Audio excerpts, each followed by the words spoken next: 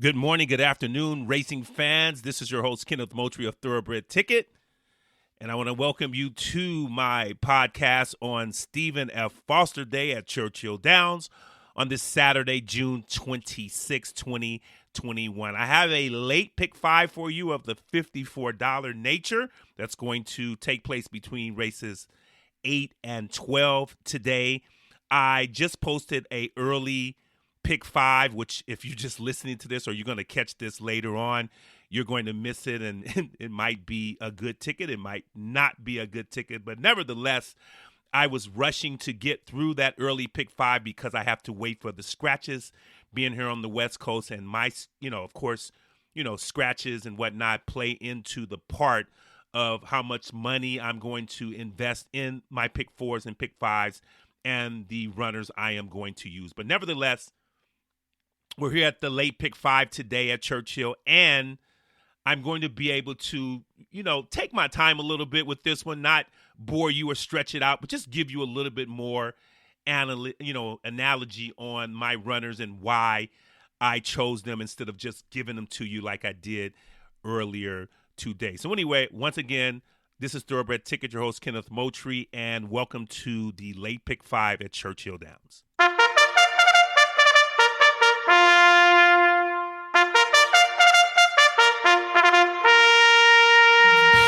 Welcome to Thoroughbred Ticket. We're playing the exotics like trifectas, superfectas. The pick 3, 4, 5, and 6 will become that much easier. Rushing to handicap multiple races? Well, your host will save you a bundle of time. And now here he is, the self-proclaimed expert handicapper, Mr. Kenneth Moultrie.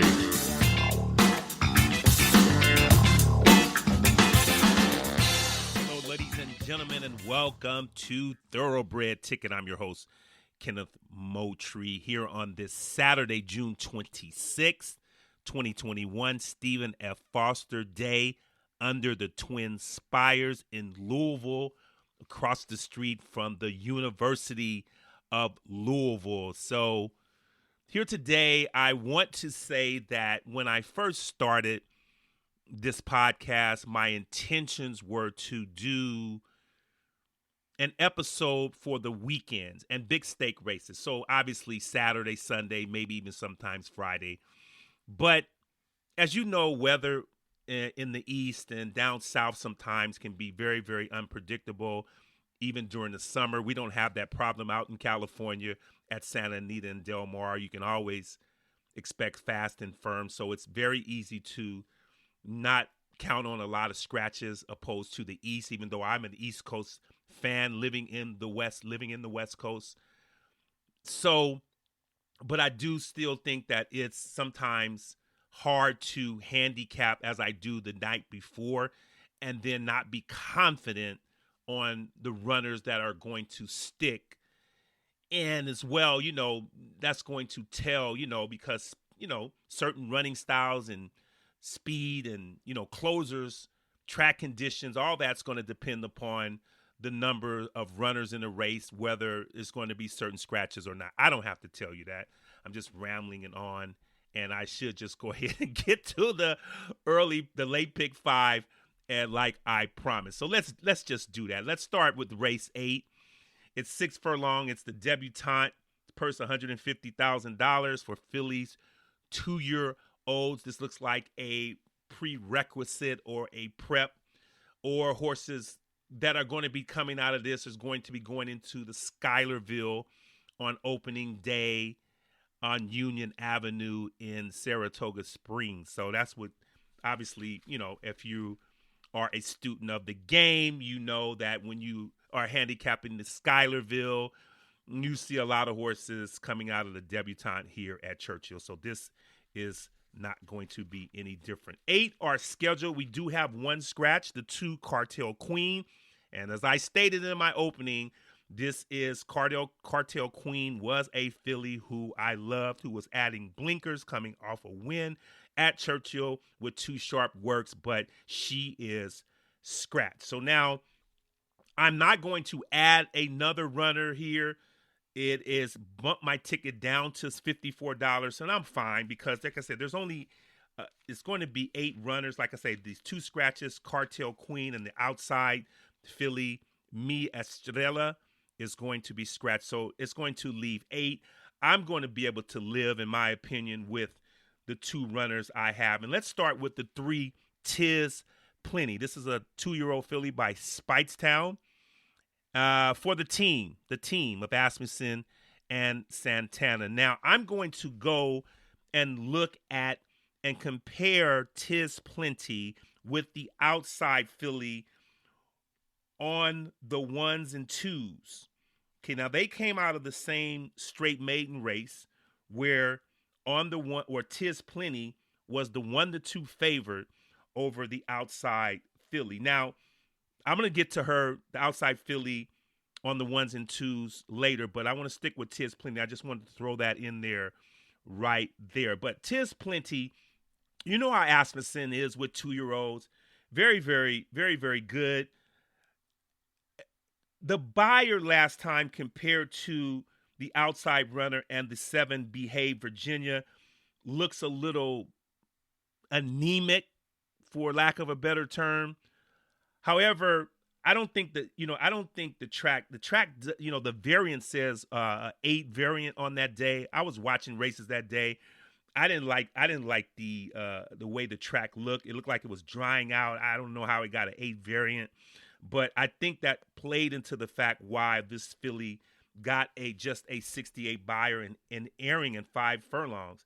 The splits were very, very fast, 21 and 4, 44. Now, looking at the other splits, I don't think any runner in this field can hang with Tis Plenty out of the gate.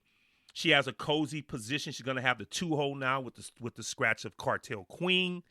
So I think Ricardo, a very, very good gate rider. I'm not crazy about the works since. Not crazy. I'm a big work person. I've said this many times before. I've never seen horses scratches for good sharp works, but I've seen them scratch for dull works. So I'm not of the cloth of a fast work takes out too much starch from a horse too close to the race or before the next race. Give me a fast, sharp work. Tell me the horse likes the track and is ready. So, but in this case, Tis Plenty has dull works. Like I said, I'm going to pass on the notion that, it's the works with this filly is saying that she's not sharp. June 4th was not that long ago, but like I said, I do think that she's going to get the lead, hopefully at a decent price, because I think with higher buyers, with the 7 Behave Virginia, who's coming off a wet fast track, I think that buyer with hers, with Behave Virginia, is a little inflated, like most times they are on wet or less than fast surfaces. So I think Tis Plenty is the right one here. She's going to have the lead. Ricardo's oftentimes is hard to catch, especially with a clean break, a good post. So I'm looking for the 3 Tis Plenty to be on the wire in first or second in the 8th race at Churchill, the debutante. I am also going to use on the 1s and 2s the filly who came out of the race with Tis Plenty. At 6-1, she aired. Norm Cassie trains. Florent Giroux's going to ride. He rode her in her debut. Now, unlike Tis Plenty, on the 1s and 2s, came back with a very, very sharp work of 59, breezing the best, 4th best of 43 who worked that day at that particular distance. Then the 49 breezing was not as sharp. However, the 59, I think maybe Norm wanted to back off. There are some trainers still today who like to kind of not, sap the well dry with works before the race. So I think that 59 told Norm that she was ready. And then this 49 breezing work was kind of more like a maintenance work. But nevertheless, coming out of the same race as Tis Plenty on the 1s and 2, I like them. I like Tiz Plenty better because on debut and that particular race, Tiz Plenty was 1-2, and on the 1s and 2 was 6-1. Now, what does that mean? When I look at beaten favorites, which I like a lot, I look at the trouble line, and in Tiz Plenty it says off rail upper yielded, which is not really any trouble. It's just an excuse to write something on that line, I believe. But nevertheless, those are the two I like. I look for Tiz Plenty to have the lead. I look for on the 1s and 2s to stalk, and those two, in my opinion, will be at the wire together in race 8 at Churchill Downs. Okay, so we're going to go to race 9, the second leg of the late pick 5. I took a small break. I had to watch the opener at Churchill. I gave out the 10 Robo-Man who went off at 4-1, won by about 6 or 7 very easily, jumped up from 30,000 maiden claiming into a straight maiden. But I did point out that, the winner of that particular race came back and won flags up. So that made that $30,000 race look like he flattered Robo-Man, in other words, and Robo-Man lived up to the billing and came home at 4-1. So it looks like I'm off to a good start.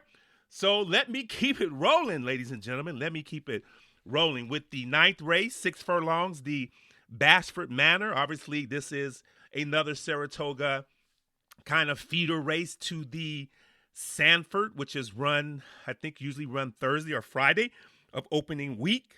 So this is for 2-year-old males, obviously, and the purse is $150,000. 11 are going to run the scratch of the. No, there's not a scratch. I'm sorry, there's not a scratch. 11 is going to run. Everything looks clear. I am using just 2 in here. Just 2 in here. Like I said, a $54 ticket. I'm going to take some stances, and let's see how this turns out, although I'm going to mention a couple of other runners. The first horse I'm going to use, or one horse I'm going to use, is the 2 Lansdowne, the Super Saver Colt, trained by Dallas Stewart and written by Johnny Court. Coming off a 1-for-1 at Churchill, the buyer was ordinary at 59, but it's to be expected with these 2-year-olds. This Ontario-bred colt went wire to wire, and the fractions are very, very good. I expect this colt to be on the lead. Johnny Court with a nice, cozy 2-hole, and a 47-4 breezing work since the last race, which was 10th out of 118 that worked that particular day. Also a 48 breezing as well since the last effort. And so I look for this colt to come right back.